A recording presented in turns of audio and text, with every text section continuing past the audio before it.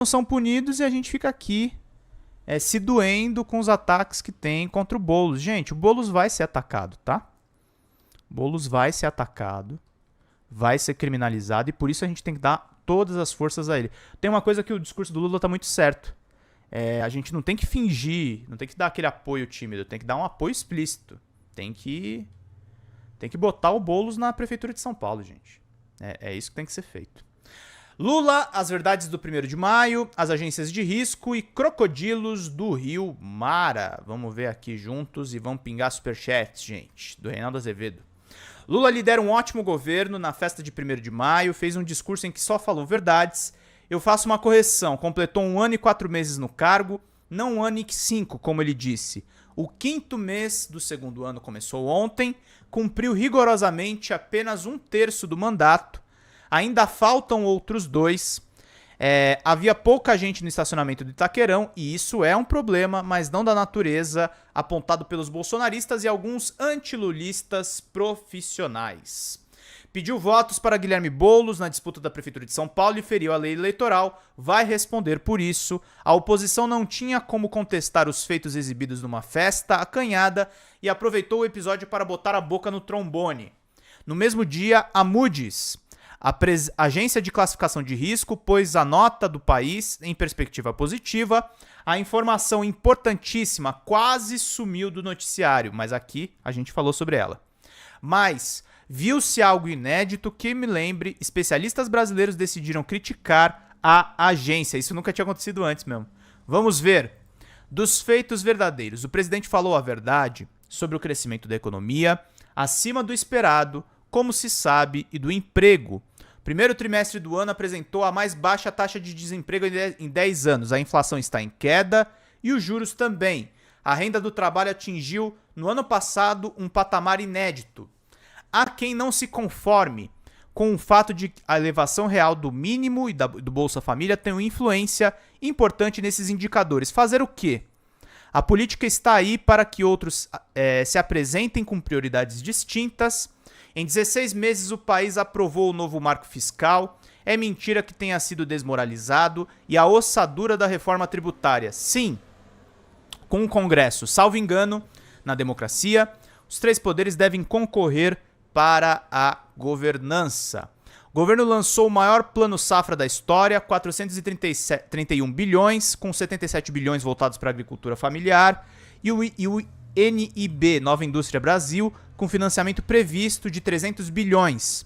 O programa está bem amarrado, apoia a modernização, não atraso. A indústria automobilística anunciou investimentos de 129 bilhões até 2032. Nesse tempo também se corrigiram as malandragens e espertezas da desigualdade brasileira, como a isenção de IR para offshores e fundos exclusivos, a sonegação das apostas esportivas, a patranha que havia sido montada no CARF e o uso das alíquotas diferenciadas do ICMS para sonegar impostos estaduais e municipais numa tacada só. Esporte ao avesso é às 21 horas com Dudu Fontes. Bem, essas coisas aconteceram. A julgar pela cobertura da economia de alguns veículos, por certo colunismo entre o enfesado e o interessado por alguns editoriais furibundos, isso tudo não passa de fantasia.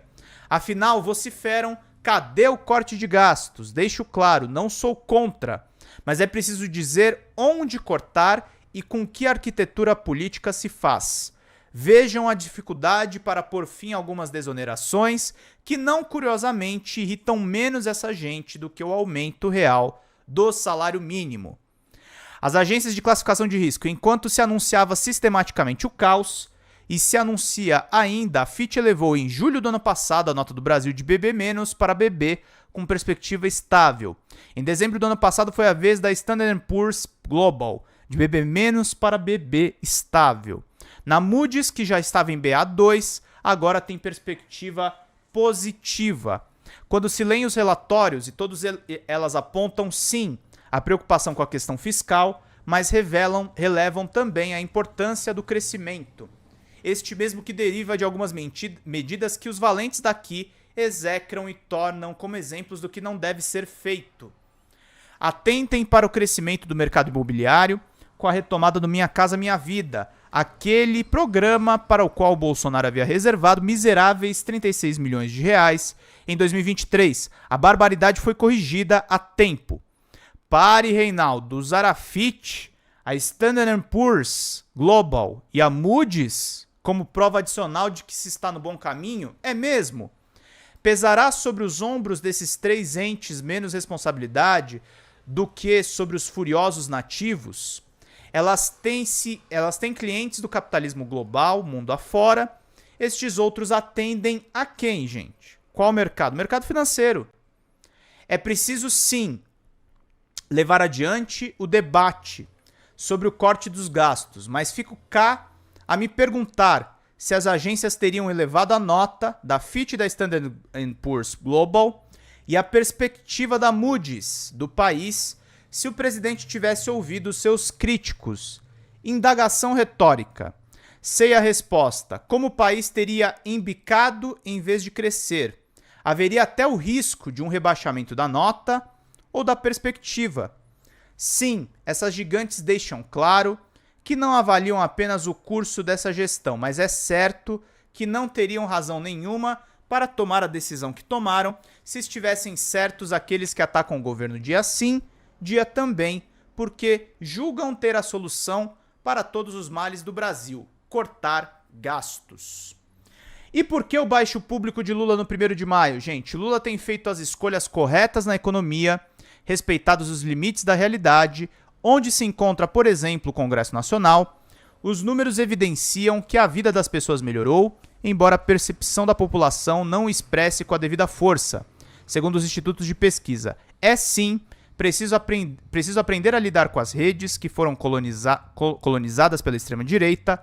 Trata-se de uma ilusão achar que, hoje em dia, a elevação ou a conquista de um benefício em razão de uma política pública basta para mudar ou conquistar opiniões.